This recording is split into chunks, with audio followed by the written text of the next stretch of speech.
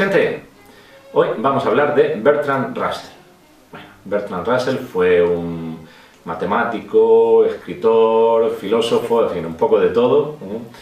Nacido a finales del siglo XIX y abarcó prácticamente todo el siglo XX. De hecho fue muy longevo, vivió 97 años. Y digamos, en fin, destacó en varios ámbitos, destacó mucho en literatura, porque de hecho tiene el Premio Nobel de Literatura del año 1950. Pero bueno, hoy nos vamos a centrar más en su faceta como matemático. Y dentro de las matemáticas él destacaba sobre todo en el apartado de la lógica, ¿no? Él era un gran lógico y hizo muchas aportaciones. Entonces, dentro de ese apartado es donde yo quiero comentar un par de cosas, ¿vale? Un descubrimiento, por así decirlo, y una anécdota. El descubrimiento es lo que hoy se conoce como la paradoja de Russell. Una paradoja, así, hablando en términos para que nos entendamos, es algo como que descoloca un poco nuestra lógica, ¿no? Que parece que debería ser cierto pero no lo es, o debería ser falso y es cierto, en fin, algo ahí que descuadra un poco, ¿vale? Bueno, pues entonces os voy a comentar un poquito por dónde va la paradoja de Russell. Él la dio en términos lógicos, en términos matemáticos, pero en fin, para que fuera accesible al mayor público posible, digamos que se ha hecho una transcripción en términos ya de un poco de una historia y se ha conocido como la paradoja del barbero. Os la voy a contar, ¿vale? A ver, atentos, que cuesta un poquito pillar algún apartado, pero en fin, voy a intentar explicarme lo mejor posible. Estamos en un pueblo que tiene una sola barbería. Entonces, bueno, como el barbero no puede dar abasto para afeitar a todos los hombres del pueblo, pues lo que hizo fue poner un cartel en su establecimiento donde decía: aquí afeitaré solamente a aquel que no se afeite a sí mismo. Es decir, si tú te afeitas a ti mismo, no vayas a la barbería. Si no te afeitas tú a ti mismo, entonces sí ve y ese barbero te afeita. Bueno, pues la paradoja surge cuando uno se plantea quién afeita a ese barbero. ¿Se afeita a sí mismo o lo afeita a otra persona? Porque de las dos maneras vaya a ver que hay una contradicción. Supongamos que decimos, vale, vamos a suponer que el barbero se afeita a sí mismo. Si el barbero se afeita a sí mismo, no es uno de los elementos que refleja ese cartel, ¿vale? No cumpliría la condición de ese cartel, ¿no? Ese cartel dice que solo los que no se afeiten a sí mismos.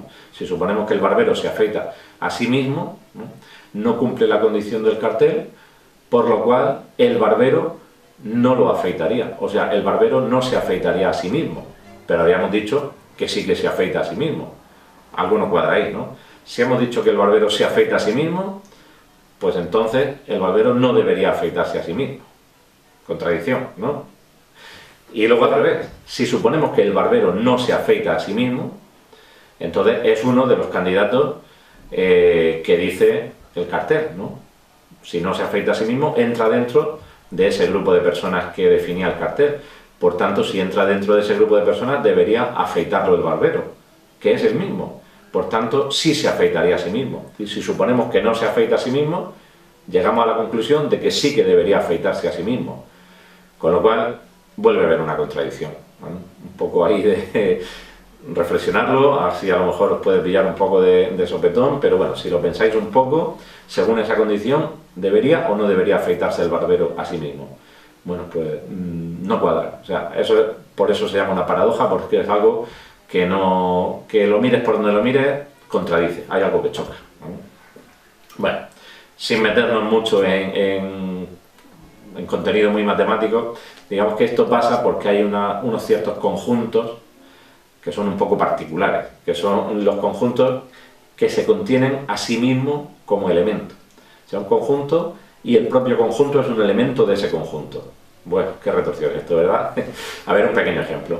Imaginar que vamos a definir el conjunto A, vamos a llamar el conjunto a todas las cosas o a todos los objetos que no son una mesa. Bueno, entonces, ¿qué elementos habría en ese conjunto A? Pues estarían las sillas, estarían los relojes, los cuadros, las personas, los animales, las estrellas, todo eso estaría en ese conjunto A, ¿no?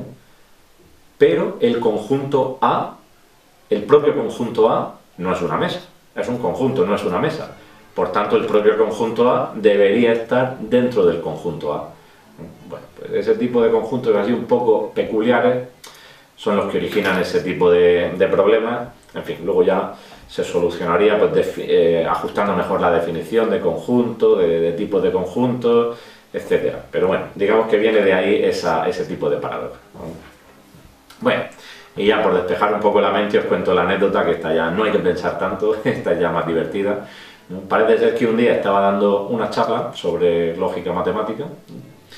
Una de las cosas o de los hechos que más le chocan a uno cuando se introduce en el mundo de la lógica matemática es el hecho de que si aceptamos algo que es falso, lo aceptamos como verdadero, de ahí podemos deducir cualquier cosa. Cualquier cosa se puede sacar si algo que es una falacia, algo que es falso, lo tomamos como verdadero. Eso es una cosa que a uno al principio le choca, luego ya cuando lo ve es bastante lógico, pero al principio pues no cuadra, ¿no? Es un poco paradójico. Pues esto lo estaba contando Russell en una conferencia, y entonces pues en fin, uno de los que estaba asistiendo pues le hizo una pregunta y le preguntó, vamos a ver, entonces, si aceptamos que 2 más 2 es igual a 5, ¿podemos deducir de ahí que usted es el Papa? O sea, si aceptamos que una suma es errónea, 2 más 2 es 5, ¿podemos deducir que el propio Russell es el Papa? Bueno, pues no se lo pensó 2 veces Russell y dijo, sí, efectivamente.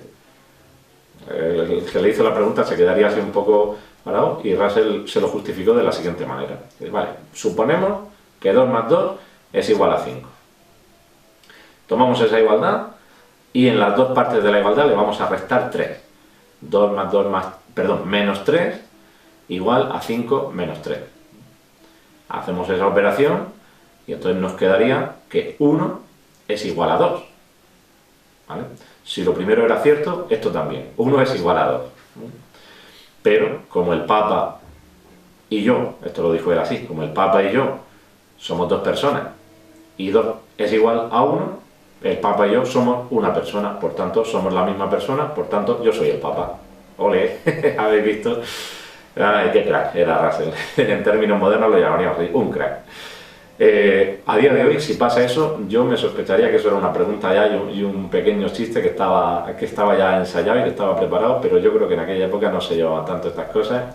Y además, en fin, conociendo un poquito a Russell, no, o sea, le pega esta reacción y le pega esa capacidad que tenía así de reaccionar ante las preguntas y de reaccionar de una manera, pues bueno, cuanto menos ingeniosa. Pero sí es verdad, ¿eh? Si aceptamos algo falso, podemos deducir cualquier cosa, hasta que yo mismo puedo ser el Papa.